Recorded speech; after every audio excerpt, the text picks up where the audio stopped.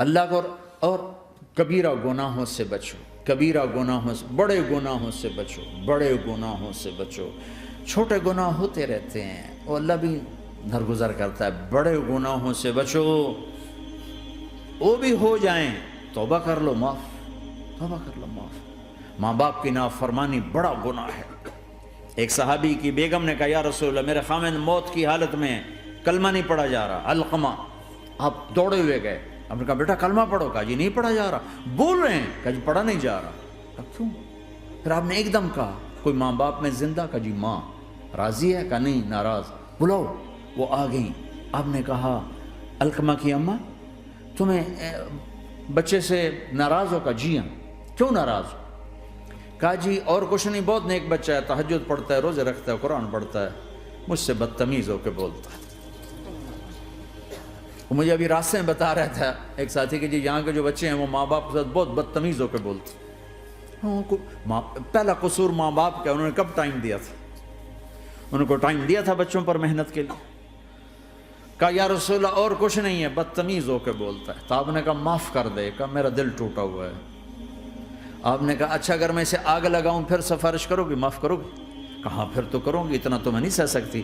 کہ پر اگر تو نے معاف نہ کیا تو سیدھا اللہ کی آگ میں جائے گا۔ ہے کون؟ صحابی۔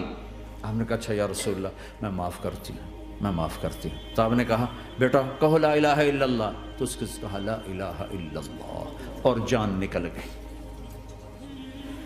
پھر آپ نے اس کا جنازہ پڑھا اور اس کے دفن میں شریک ہوئے، قبر تک گئے۔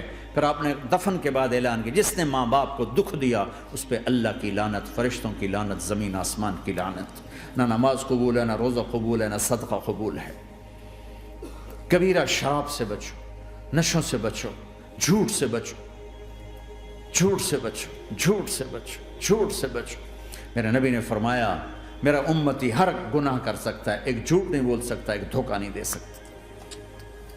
دھوکہ نہ دو، خاص طور پر یہاں کے لوگوں کو دھوکہ دینا تو بہت بڑی گراوٹ ہے۔ یہاں کی حکومت نے تمہارے ساتھ کیا کچھ نہیں کیا، تم انہی کو دھوکہ دو۔ ٹیکس بچانے کے لیے جھوٹ بولو، کتنے پیسے بچا لو گے؟ جھوٹ بول کے تم نے سارا ملک بچا لیا تو اللہ کی قسم گھاٹے کا سودا۔ پیسہ نہ بچاؤ، سچ کو بچاؤ۔ سچ پراپرٹی ہے، پیسہ پراپرٹی نہیں ہے، سچ پراپرٹی ہے۔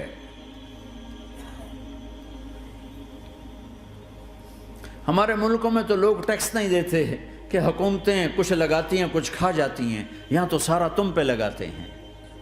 کیوں جھوٹ بولتے ہو؟ کیوں دھوکہ دیتے ہو؟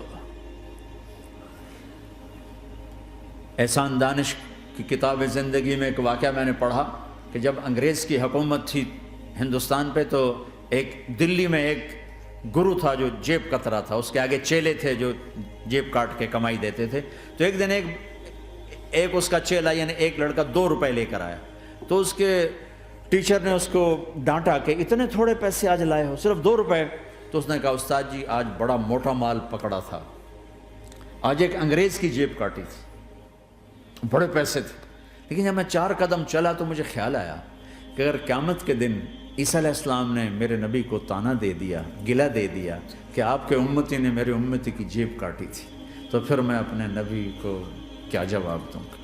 اور میرا نبی میری وجہ سے شرمندہ ہو کہ بس اس شرم میں جا کر میں نے اس کو واپس دے دیے اور یہ اپنے کے 2 روپے کھسکا کے لایا ہوں۔ تو وہ گرو نے اس کو 10 روپے انعام دیا کہ بیٹا یہ تیرا آج کا انعام ہے کہ تو نے خوب کیا۔ تو تمہارا ان لوگوں سے واسطہ ہے، عیسیٰ علیہ السلام تانا دے بیٹھے تو کدھر جاؤ؟ جھوٹ نہ بولو چاہے سب کچھ دینا پڑ جائے، جھوٹ بول کے پیسہ نہ بچاؤ، دھوکہ دے کے کاغذات نہ بناؤ۔ یہاں کی لڑکیوں سے اس لیے شادی کرنا کہ میرے کاغذات بن جائیں، اللہ کے واسطے ایسی ذلت کے کام نہ کرو۔ میرے نبی نے فرمایا جس نے دھوکہ دیا میری امت سے نکل گیا۔ نماز چھوڑنے پر کہا اس نے کفر کیا، جس نے نماز چھوڑی کفر کیا، اور جس نے دھوکہ دیا میری امت سے نکل گیا۔ من غش فلیس منا۔ جھوٹ نہ بولو،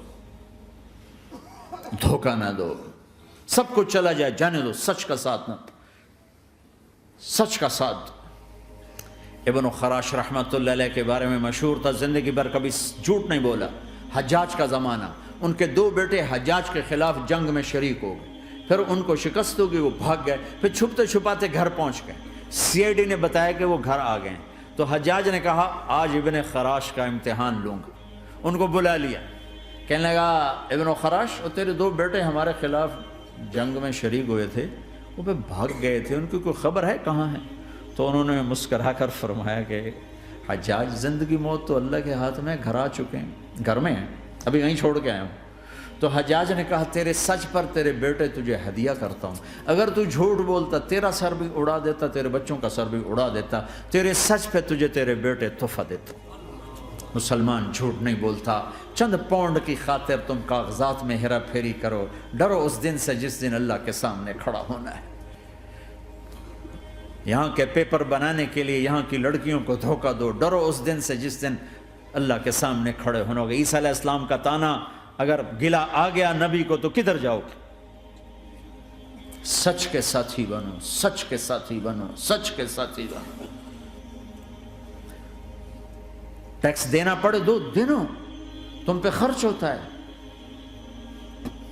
ایک طرف 4 پیسے ہیں، ایک طرف سچ ہے، کہ مسلمان سچ بولتا ہے، جھوٹ نہیں بولتا۔ ایک دفعہ سہارنپور میں جھگڑا ہو گیا، ایک جگہ تھی ہندوؤں کی، مسلمانوں نے قبضہ کیا ہوا تھا،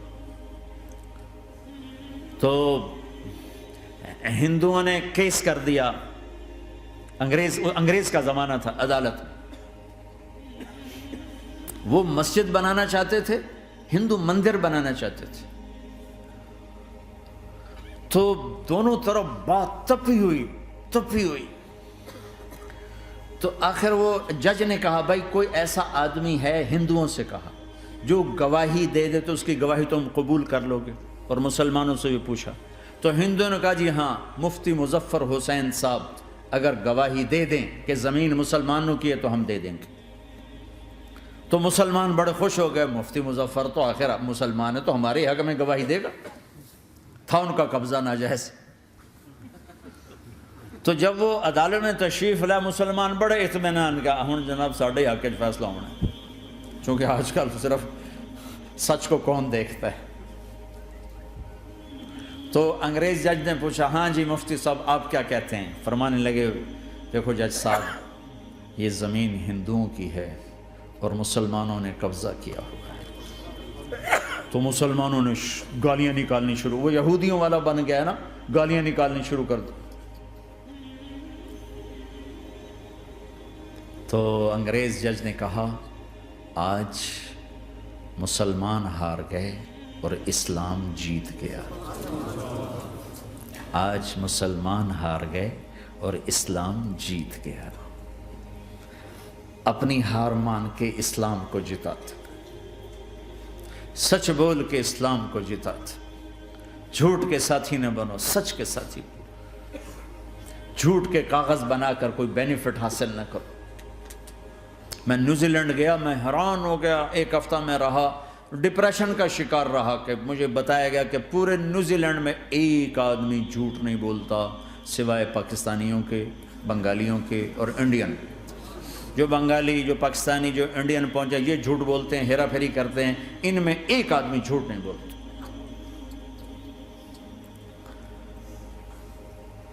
سچ تو ایک عالمی صفت ہے، جو اللہ کو نہیں مانتا وہ بھی کہتا ہے سچ بہت اعلیٰ چیز ہے۔ اور تمہیں تو تمہارا نبی کہہ رہا ہے الصدق ینجی والکذب یہلک، سچ نجات دیتا ہے، جھوٹ ہلاک کرتا ہے۔ آپ تشریف لے جا رہے تھے، آپ کو آواز آئی یا رسول اللہ، آپ نے ادھر ادھر دیکھا، کوئی نظر نہیں آیا، پھر آواز آئی یا رسول اللہ، پھر آپ نے دیکھا تو ایک ہرنی آپ کو پکار رہی تھی۔ ہرنی وہ بندھی ہوئی رسی کے ساتھ، تو آپ اس کے قریب گئے، کیا ہوا؟ کہیں آپ کا ساتھی مجھے پکڑ کے لایا ہے، میرے چھوٹے چھوٹے بچے ہیں، بھوک سے وہ تڑپ رہے ہوں گے، آپ مجھے چھوڑ دیں، میں ان کو دودھ پلا کے واپس آ جاتا ہوں۔ اب وہ پرائی چیز ہے، تو آپ نے کہا اگر تو واپس نہ آئی تو پھر، کہ اگر میں واپس نہ آئی تو اللہ مجھے آگ میں ڈال دے، جہنم۔ تو آپ نے اس کی رسی کھول دی اور خود وہیں بیٹھ گئے۔ وہ دوڑتے دوڑتے پہاڑوں میں غائب ہو گئے اور آپ وہیں بیٹھے رہے۔ کچھ دیر کے بعد آپ نے دیکھا وہ پہاڑ سے اتر کر آ رہی تھی کہ یا رسول اللہ میں حاضر ہو گئی.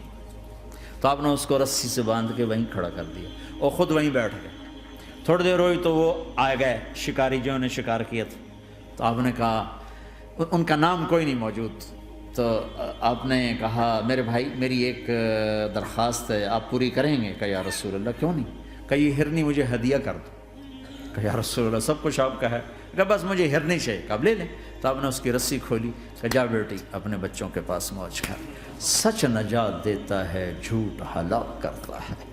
تو اس نے یوں آپ کے سامنے سر جھکایا شکریہ کا اور 4 قدم دوڑی، پھر پیچھے مڑی، پھر آپ کو دیکھا، پھر یوں سر جھکایا، پھر آگے گئی، پھر تھوڑی دور گئی، پھر یوں پیچھے مڑی، پھر آپ کو دیکھا، پھر یوں سر جھکایا، پھر جہاں تک وہ نظروں سے اوجھل نہیں ہوئی وہ آپ کو مڑ مڑ کے یوں سلام کرتی گئی. سچ تو ایک ہرنی کو نجات دے گیا، تمہیں نہیں دیکھا. تمہیں کس پاگل نے کہا جھوٹ بول کے پیسہ بچاؤ، جھوٹ بول کے کاغذ بناؤ، دھوکے دے کے پیپر بناؤ؟ اللہ کے واسطے اس حقارت والی سوچ سے نکلو. انسانیت پر داغ نہ بنو. ان کے قدردان بنو جنہوں نے تمہیں پاسپورٹ دیے، جنہوں نے تمہیں تعلیم کے مواقع دیے، تمہیں ہر شے میسر کی، اور آخری ممکن حد تک تمہیں ظلم سے بچانے کی کوشش کی.